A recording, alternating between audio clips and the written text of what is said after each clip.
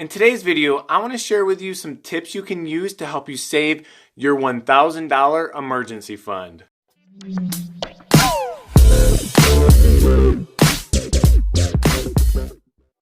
What's up guys, my name is Justin and welcome back to my channel where we make little changes with huge impacts on our lives.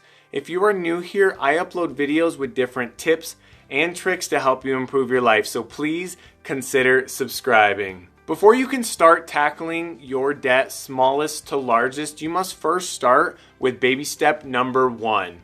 You need to have $1,000 in savings first. And I have been getting a lot of questions, and one that I keep seeing over and over is, hey, Justin, how do I come up with that $1,000? And this is a great question because for some people, this step is a tough one because they can't seem to squeeze any extra money out of their budget. And as I said in a previous video, we actually got our first $1,000 emergency fund saved pretty quick because we already had some money in savings. All we had to do was throw a little extra in there and we were done with baby step number 1. However, an emergency did come up which forced us to use the entire $1,000 which we had set away. And that was pretty devastating at the time, but honestly, it was absolutely worth it. At first, we felt a little defeated because we were starting to pay some debt off, and it felt like we were taking a huge step backwards. When you take a second to step back and look at it, it was actually a good thing we had that emergency fund,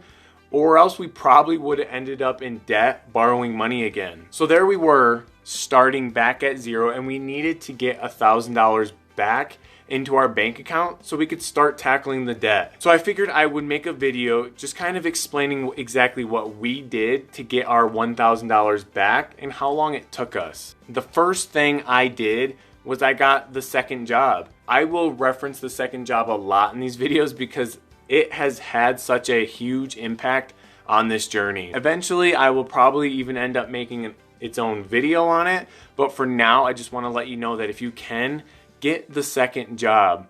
I took on the second job delivering pizzas, which was great because that meant every night I was bringing home around $40 to $60, which I could put every single day I brought it home towards our emergency fund. And you know, honestly, this was great and it has had a huge impact on our journey, but the money just wasn't coming in as quickly and the fund wasn't going up as fast as we would have liked to. So we did a couple other things. The next thing I did was I made about 10 visits to my closet in the past 2 months, pulling whatever I wasn't wearing out of it, and I was selling it. I would take all of my shirts and pants and everything else, my shoes, and lay them on the bed and then try them on for my wife, Megan. If she liked it, I kept it for now. If I liked it, I kept it for now. If it was something I hadn't worn in a while, excluding some seasonal items like coats, long sleeve shirts, depending on the weather, I got rid of it. I took it to a Plato's Closet here in town and I've sold a lot of stuff there.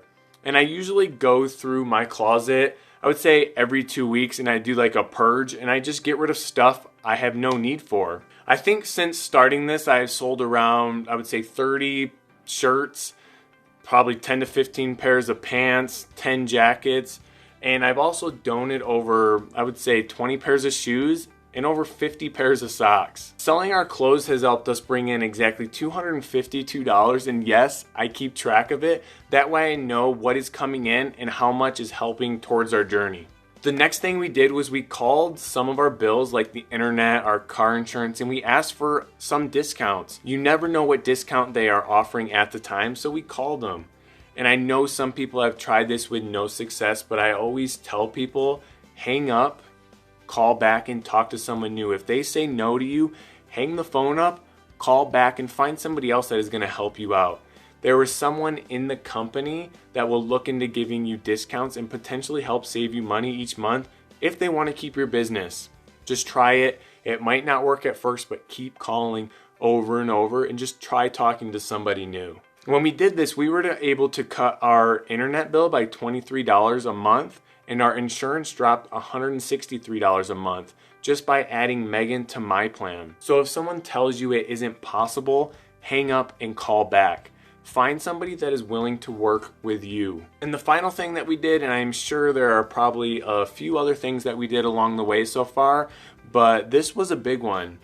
we cut our expenses like crazy. When we were trying to get that $1,000 back into our savings, we lived very restrictive. We didn't go out to eat, we didn't buy ourselves unnecessary items, and we stuck to our budget without wavering. And not to lie, I actually even cut our budget in some areas more than what we were doing before, but don't tell Megan that.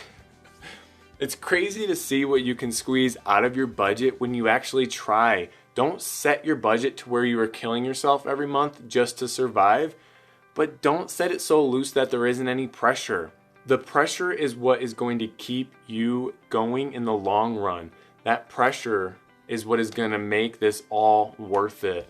You have to be strict in a sense so you know what you're doing is actually working. I know you've heard before, if it were easy, everyone would be doing it, but let me tell you something, not everybody is debt free and not everybody is rich. So if it were easy, everybody would be rich, but don't be too hard on yourself that you make it impossible to succeed. Like I said before, you will have emergencies, so it is very important that you do not skip this step. You will be thankful that you had that money stashed away for that rainy day, because let me tell you something, it will rain. So those are the steps that we took to help us get our $1,000 emergency fund.